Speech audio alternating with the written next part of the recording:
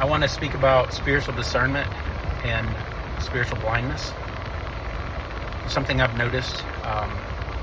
There is a connection that I've noticed with people who have a false gospel of faith plus works for salvation, to keep your salvation. Oh, I've heard, I believe in Jesus, I love Jesus, but I just don't think I'm good enough. I don't think I've done enough. I don't think I've worked enough. I've heard this. And one common denominator I've noticed is,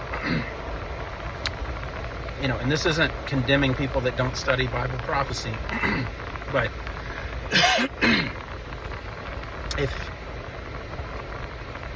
if your opinion on Bible prophecies that doesn't matter, I have to ask you why, because over 25% of the Bible refers to prophetic things, the messianic prophecies of Jesus.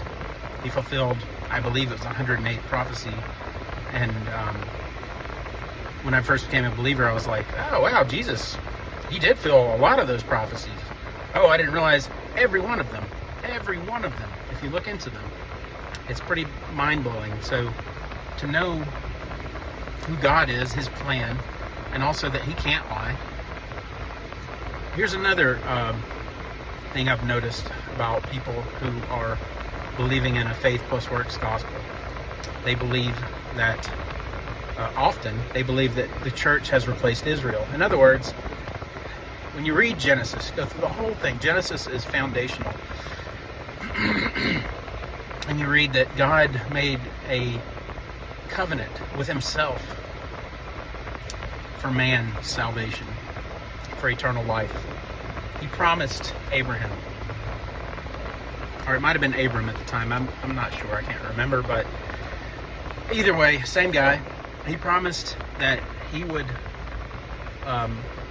bless his seed, and it's through his seed that eventually Jacob was born.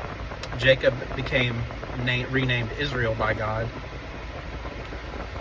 and all of the 12 tribes of Israel, the genetics through the ages, the people of Jacob are Israel, the nation of Israel. And we see also where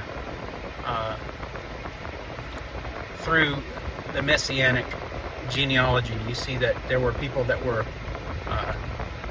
grafted into the nation of Israel. So it's very interesting when you study it.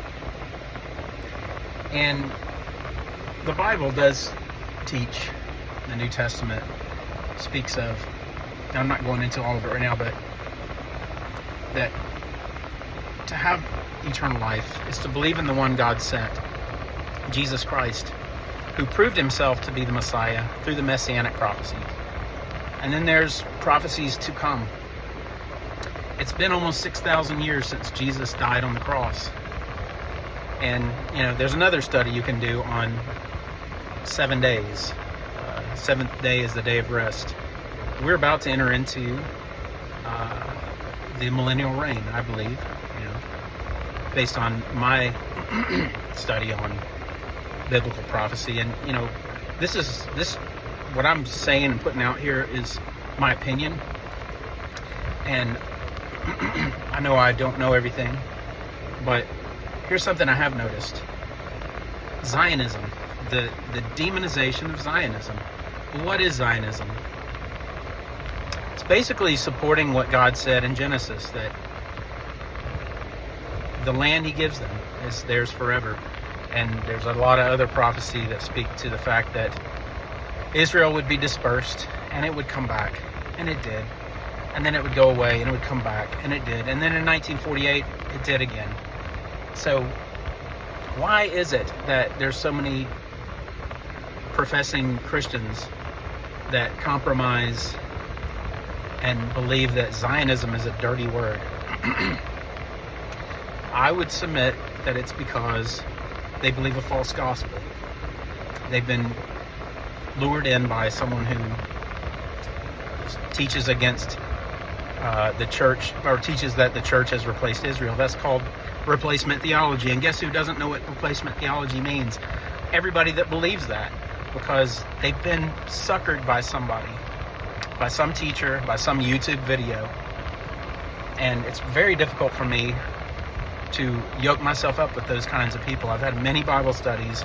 I've known many people who do that, and that is a big red flag.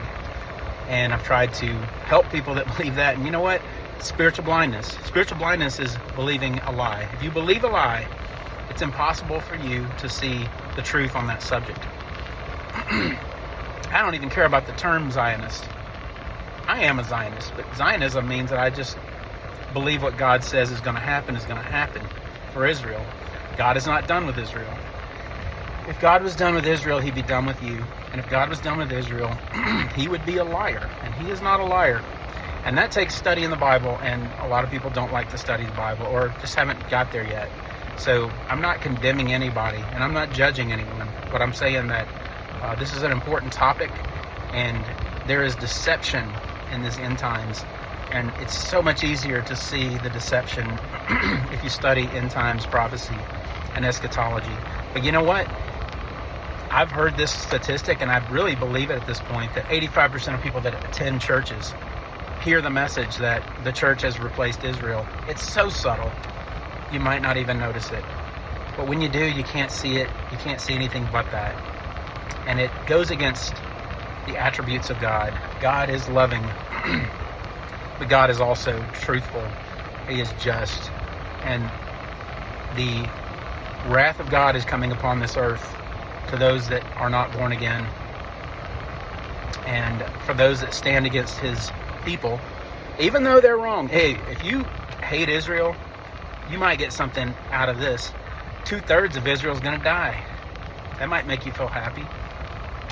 Those Jewish people, they're going to get it. Well, 1/3 are going to be saved in the very end in a very dramatic way. It's going to be the revival. That's the revival that's spoken of in the Bible, not us right now getting, saved.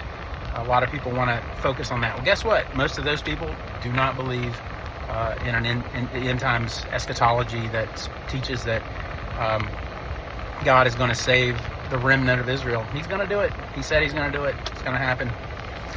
If you're born again and you're in the ditch on that, you're still saved, I think. But if you're not, you're not. And it's not my place to judge.